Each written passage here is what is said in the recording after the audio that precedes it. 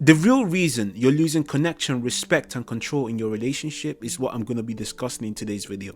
Okay, so my name is Mac the Chibrago, and I'm an author, consultant, speaker, and I help men recalibrate, reframe, and reconstruct themselves so that they're able to lead with identity that are clear, concise, precise. They no longer burn out, and they live from an authentic perspective that allows them to show up with strength. So the truth of the matter is this, right? We're not struggling because we're weak. You see, the reason we're struggling is because we're spending money, time, and energy on everything except on the one thing that actually gets us what we want. So if you want respect, peace, clarity, but you're buying memberships, flowers, holidays, escapes, self-help books, mindset tricks, and I need you to understand that none of these things actually give you what you're looking after. You want to know how I know this? I tried all of them. I have spent 15 years starting off with books like this. Excuse it. Oh. Yeah? 15. My uncle gave me this book and I read it. I'm now 28. So I need you to understand that I've tried this stuff. And it's not that it doesn't work, but if you want to understand the shortcut that saves you from reading probably 300-400 books on this thing and actually gets you to the core point, this is the video. Okay? What I want to do here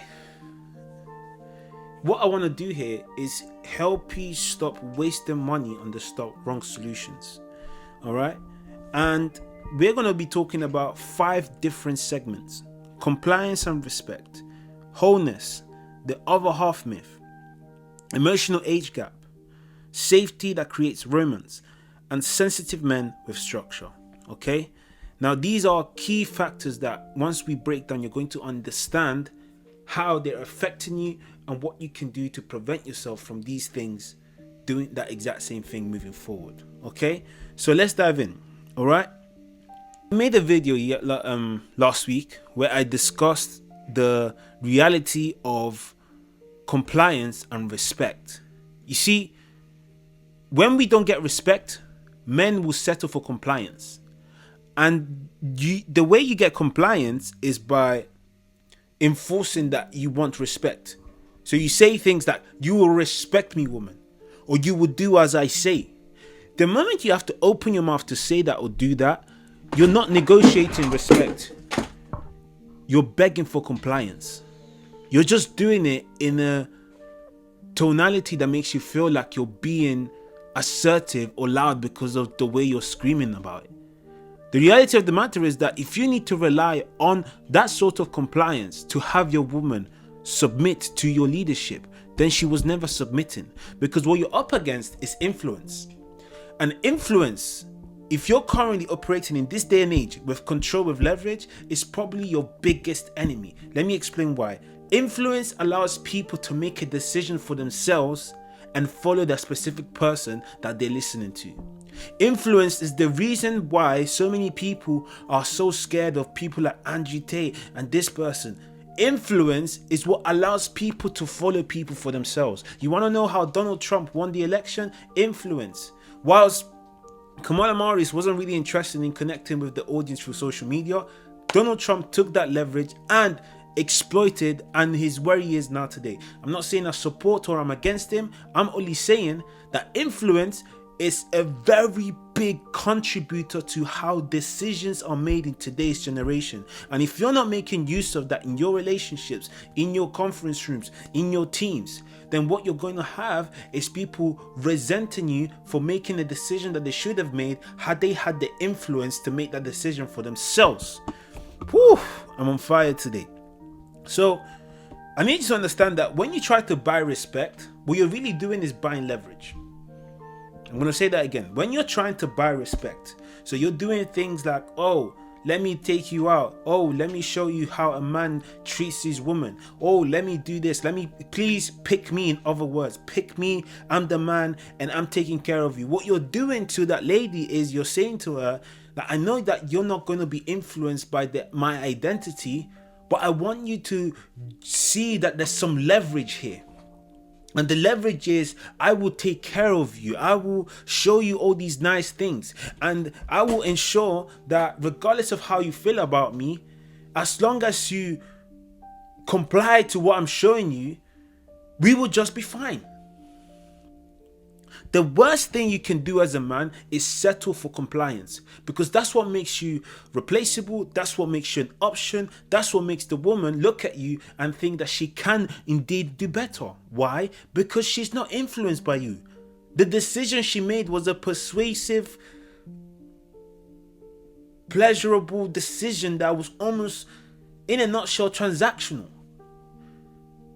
Some of you men have worked your socks off in building businesses. A lot of guys I've spoken to have done the work. They've built their businesses.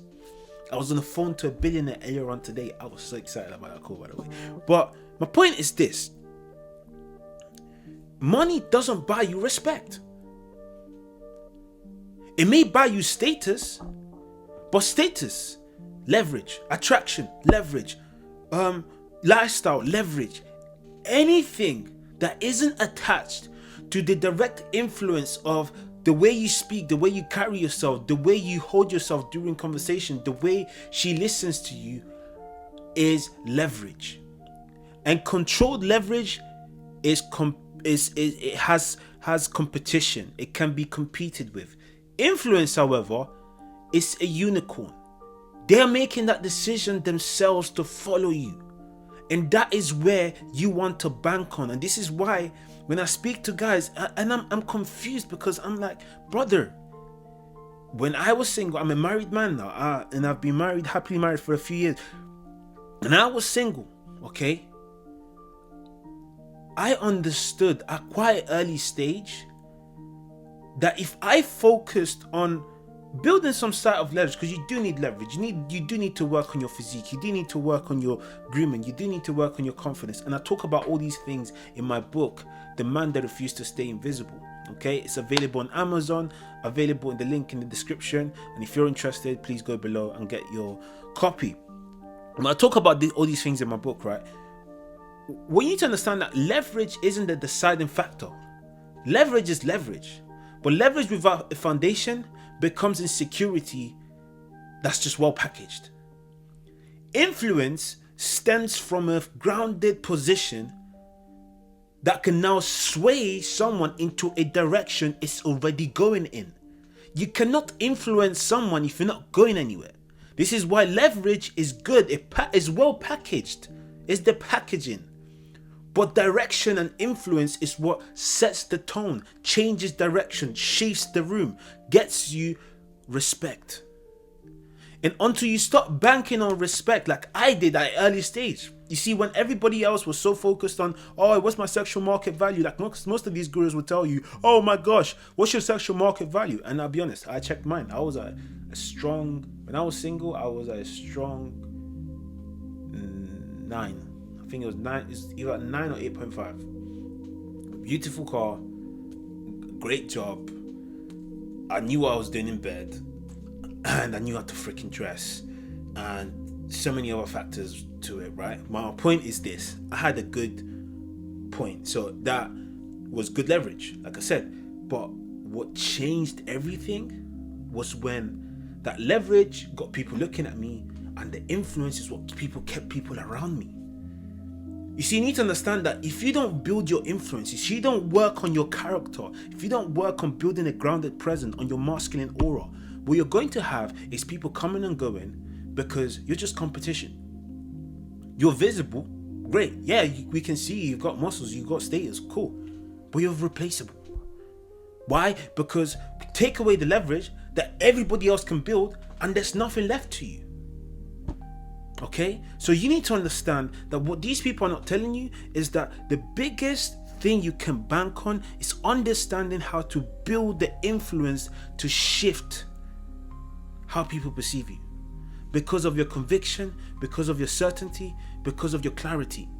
These are the 3 C's. Okay, so The leadership shortcut that I can offer you here is a 12-week recalibration program that I only offer to people that I speak to and I believe I can actually work with. Because the truth of the matter is that I don't work with everyone, and I don't intend to, and I don't think I ever will. In fact, I'd argue and say that's only going to get much more. The more I grow, the more expensive it's going to get. And that's the reality of the matter. Why? Because my time is precious, and honestly speaking, instead of posting, like, I don't have free time. As I'm speaking to you guys here, my wife is next door, wondering when the hell I'm going to finish so I can watch some Suits. Why? Because I built a home where we actually like each other. Okay? And I want that for you. So if you're interested, drop me the link is in the description, and yeah, let's talk it up. Cool. So then let's get into number 2. All right. So wholeness versus the other half myth. Now, I made a short video on TikTok where I described this, but what I'm saying in the essence here really is you need to stop looking for people to complete you. I'm going to say this again. You need to stop looking for people to complete you, because that's exactly what's making you miserable. The fact that you're assigning a role to someone that they don't even know they're up for. The only reason someone, or you can go out there and look for someone to complete you, is because you denied yourself. And until you stop denying yourself, no one else can complete that denial. You cannot outdo denial by someone else over accepting you, because the over acceptance is now someone else denying themselves. Do you get where I'm coming from? So in other words, the reason why today's dating market is as miserable as it is because we got one person here. I'm going to deny and I'm going to keep this shameful side of me outside the world because I want people to approve of me. And then we got this other person that's saying, oh wow, this person is the best thing I'm going to get. Either he's out of my league or I'm out of her league. And as they're giving me some attention, hey, I better grab this opportunity, because I'm even lucky that even though I'm a human being, this other human being that just has a slightly different nose and different eyes and color shape is interested in me. That's what's going on in the dating market. And I know I've tried to simplify it, but the truth of the matter is this. Until this is phase 2, right? I need you to understand that when I was dating, again, take away the makeup. Okay? Take away how many guys are interested in her. Take away the fact that she may have her flaws. All right? Take away the fact that she may be great for your vision or a terrible decision. Most women, I simply wasn't impressed by.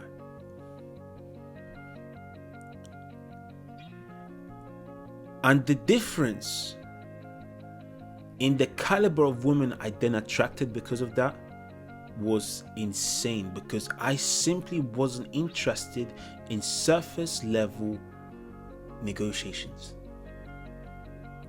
And because women could sense that, I was no longer entertaining those women who were feeble and seeking validation from this guy, and then this now became this tornado competition where I'm like, oh my gosh, yeah, by the way, I'm speaking to this guy too, so you're gonna have to step your game up. What? Step what game up for who? Excuse what? For a human being? I need to do what? Oh, no.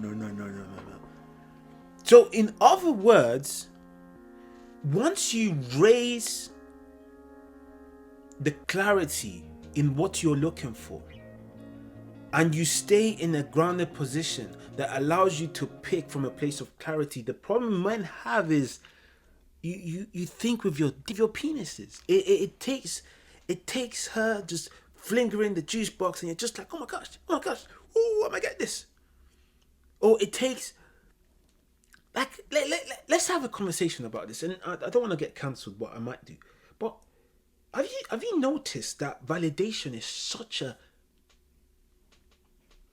dopamine addictive, is the worst addict. Like, we're talking about dopamine, this social media, this you need to relax and have you seen what validation is doing to people? We've got people literally insulting one another because one person approves of this ideal and the other person approves of something else. I got this concept from surfing.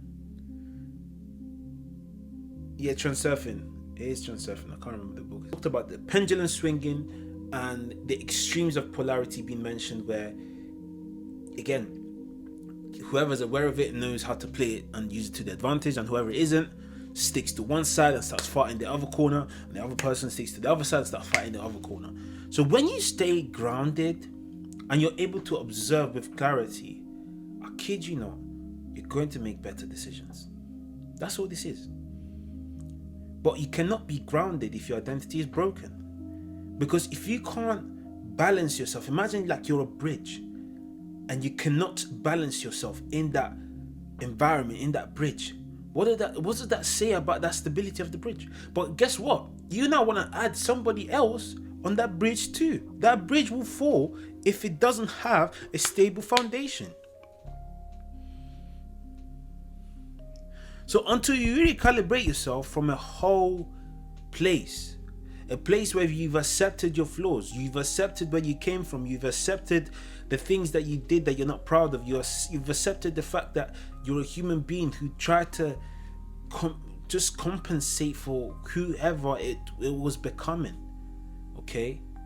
And it's now where it's at, in a position where it can now lead itself from wholeness. You will indeed carry on being miserable and creating a loop where the only person that can solve that loop or come out of that loop is you. I was speaking to someone today and we were having a conversation, and she now says to me, oh yeah, my problem is men. And I said, oh really? Why'd you say that? She said, oh well, I keep picking the wrong ones. And I said, okay, cool. Why? Because my standards are not attracting the people that I actually want. And I said, okay, that's cool. Why? And as we kept digging and digging deep, we now got to the core issue, which was I'm expecting someone that is civilian to become a hero. And it's not even that you're attracting heroes. No, you're attracting civilians and you're expecting them to become heroes because you had a civilian that disappointed you into not becoming a hero. And I said to her, listen, I'm not going to lie to you. Here's what's going to happen. You're going to have to figure out for yourself how to stop attracting civilians and giving them a project or a role that they're simply not prepared to handle. But we are not going to be able to have this conversation until we're clear with ourselves, all right? And that's the work I do on a one-to-one basis with the clients I work with. But just so you understand, the game here is quite simple. If you had been able to see your blind spots, you probably wouldn't be watching this video, okay? So that's what I do in my consultations. I help you figure out what your blind spots are so that you can at least do the work yourself. Or if we do happen to see that it's a fit to work together because, again, I may be the right consultant for you, then we can discuss the further issues. But I need you to understand something. Awareness is great, but transformation comes from understanding what's stopping that awareness from turning into transformation in the first place. So keep watching all the videos you want. Transformation comes from someone actually pointing out that's where you're stuck. But you're not going to see it because that loop is something that you've been having for decades. Forget decades. Some people 20, 15 years. It's ridiculous. And I do that within 5 minutes. I help them see this is where you keep repeating the same problem. Because it's a pattern recognition. Okay? So that concludes chapter 2. You need to figure out how to make yourself whole so that you can stop picking from lack and start picking from wholeness instead. All right? And what wholeness means in a nutshell is you're independent, they're whole, you know exactly who you are, you're content with yourself, you're happy with yourself, you've created an environment where you're safe for yourself so that whoever comes in has also that prerequisite, that requirement, and you guys can now build together as two whole individuals. Cool. So we are at chapter 3, emotional gap, okay? A lot of us are operating with a nervous system of a teenager and living in grown men's bodies, okay? And what I mean by that is, let me talk about myself, right? So I used to take days, like it was, sometimes it's even comments, man. Like, forget comments, sometimes it's even freaking views. Like, I'm talking about things that I had no business being affected by, turning my whole day upside down. Remember, arguments would go on and on and on, and for the whole day was ruined. Like, I'm just like, man, I don't even want to talk to this person anymore. It's just like, oh my gosh, this is so draining or whatever. And then what then became after that was, well, we are not going to have these arguments because these arguments are draining. Or we are not going to confront this issue that's clearly bothering me because arguments are draining. So I'm scared to now confront these situations because I don't want to deal with the aftershock of having to confront you on this and you now throwing a whole wardrobe at me. I'd rather just ask, keep the peace, and me, you know what, you're right. Whatever it is, you're right. And it's so funny because I actually got this, so I like to test people. Is that the word? Test me? Yep, whatever. And funny enough, as I was speaking to these elderly men who have been married for way longer than I have, I asked them, what's your one tip? What's your advice? What would you give to someone young, married like me? What would you say to me? And they said this, and they both said it, and they were not together. That's the funny bit. So the first one said, you're always wrong. Even when you're right, you're always wrong. Like, you could be right. Just apologize and just move on. Okay? And years ago, I genuinely thought that was great advice. The next person was like, before you get married, they're going to be angels. They're going to be sweet, kind, and gentle. But then once you get married, they turn into someone that's worse than your mother. They're monsters. Complete. And he didn't say monsters, and he didn't have to. But he basically said that once you do get married, you're gonna be dealing with someone that is completely different from who you thought you were going to marry. Like, that makes sense. And the reason why I'm saying that makes sense is because this is why we have women with no accountability, and we have men who can't lead. You mean to tell me that every single time you should have challenged your wife into alignment because there was a misalignment, you decided to keep quiet and tell her that she was correct? And you mean to tell me that that woman now was expecting you to lead and you're taking a step back because you want to satisfy her emotions instead? So on one side we have women with no accountability, but on the other side we have men that don't lead. And this is based on advice that we ideally think is credible. These are people that are in 20 plus year marriages, 30 plus year marriages. They've got kids together, they've built a home. So when I heard this, I thought to myself, freaking hell, I'm glad I read those books. Because if I was to take this as gospel and run with it, I don't know what would happen to my household. See, we have been unclear about what is required for a household to run healthily for a very freaking long time. Women don't want to mother you. I'm not sure what women does. And men do not want you to not deal with your shit.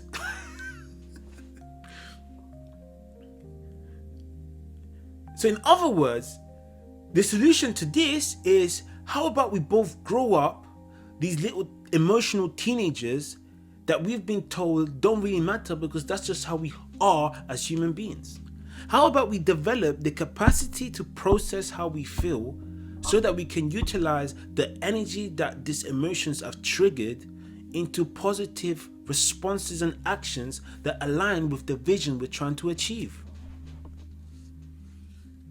Now, how's that for advice in comparison to these 20-year plus marriages with this amazing tips? Whether she's wrong or right, she's always right. And with the other one, once you marry her, she becomes someone completely different. The truth of the matter is that it's not the snake bite that kills you, it's how you deal with the poison. If you're quick enough, you get out of your system, you'll be just fine. If it stays for long enough, that's when you die. So when it comes to emotions, it's the exact same procedure.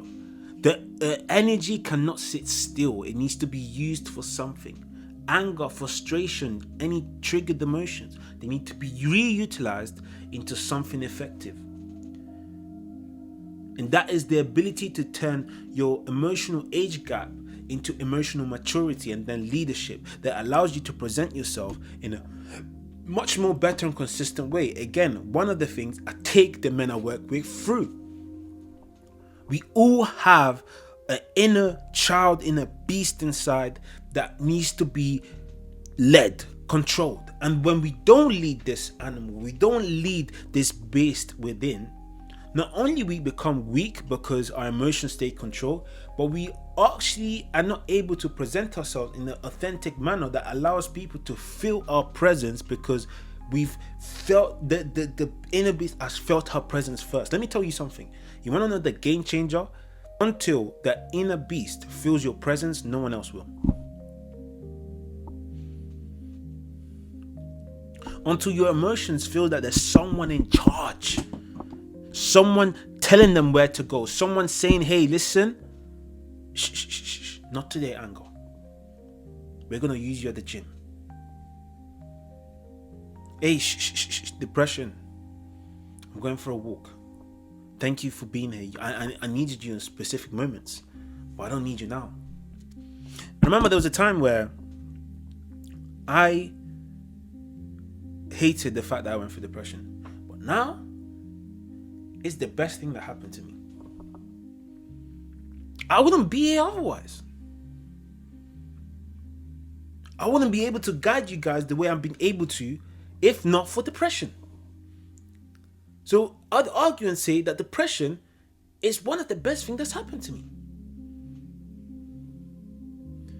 But you see, until you understand, look, I can tell you all of this, but the truth be told is, I do this in one session for the guys I work with. I just give them the emotional leadership system I've built that I spent years in understanding, because whilst everyone was watching football or getting updated with what's going on with wrestling or KFC or UFC, or I was reading.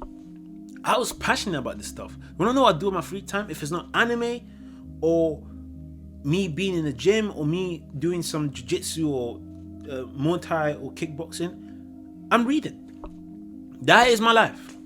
So you don't have to worry about picking up whatever books I'm telling you I've learned from whatever. No, don't fine. You don't have to do this. You probably hate reading anyway. I love it. Okay? Cool. So we are at chapter 4. Safety creates romance. I love this one. Romance does not create safety. I'm going to say this again. Safety creates romance. Romance does not create safety. Let me explain why. So safety is about her feeling like she can lean into you. She can trust your touch. She can feel your presence. Which ties into the previous chapter we discussed, which is how you learn how to feel yourself, feel your own presence, so that others can feel it too. Okay? So that safety is created initially in you giving that to yourself. You giving that to your inner child. Your inner child is still well live and breathing. In fact, in some of you guys, it's still running the show. This is why I called you guys, some people are called emotional teenagers. Emotionally speaking, teenagers. It takes you a week to deal with. You should aim to at least get to secure. Alright? I get it. There's people diagnosed with this and that. And honestly speaking, I'm not here to judge, because I don't judge people, because I don't believe judging is any way, shape, or form effective, respectfully. But what I would say is this: where there's a will, there's a way. Figure it out for yourself, what you want to do and where you want to go. Whatever outcome you decide will be indeed the outcome you get. Cool. So safety, again, creates romance. Romance needs a foundation, because without the foundation, it comes across as you seeking approval, you seeking validation, and you seeking for that very woman to appreciate the fact that although she doesn't feel safe around you, at least you're trying to impress her. Worst thing you can do. That's exactly how it's like you've built leverage. It's like you've built the stairs, but the stairs have no foundation. So although they can see what you can do for them, they can't embrace it, because if there's no foundation built for them to access that. Or even though they're accessing it, they don't feel like it's something that they can fully embody, because they don't feel safe around you. So now the leverage has become the very thing that entertains them, and once that leverage go, so do they. So it's key for you to understand that the safety is the foundation of that relationship, and they're not the same thing. So you picking flowers up, you going on date nights, vacations, retreats, I've seen it all, right? I've heard so many stories. All of that stuff is great, fantastic. It looks great on social media, by the way. Like I said, great for validation. Foundation-wise, it makes you replaceable. It makes you replaceable. Until you understand the power in being safe for yourself, grounded for yourself, you will be indeed replaceable. You will indeed be competing. You may do all these things, and she'll still compare you to the next guy called Chad, simply because you missed a flower, or you missed a tissue in the whole presentation you had, or whatever the case is. You want to stop being compared to other men? Start being safe with yourself. Safe enough to walk away if the situation doesn't align, if that comes from safety. Because the safety you created was based on certainty, clarity, and direction. Yeah. Conviction, yeah. See, certainty, clarity, conviction. Yeah, 3 C's. So, become the man that owns the calming presence she can walk into, she can relax into, she can just be part of. All right? And then we're at the fifth chapter, sensitive men with structure. You see, growing up, I used to wear my heart on my sleeve. I was a chameleon. I used to think that, do you know what? In order for me to be part of this crew, I need to please people and whatnot. And when that didn't work, or when people felt that they weren't going to accept me, or I felt like I wasn't going to be accepted, it took a toll on me. I felt like it's not fair.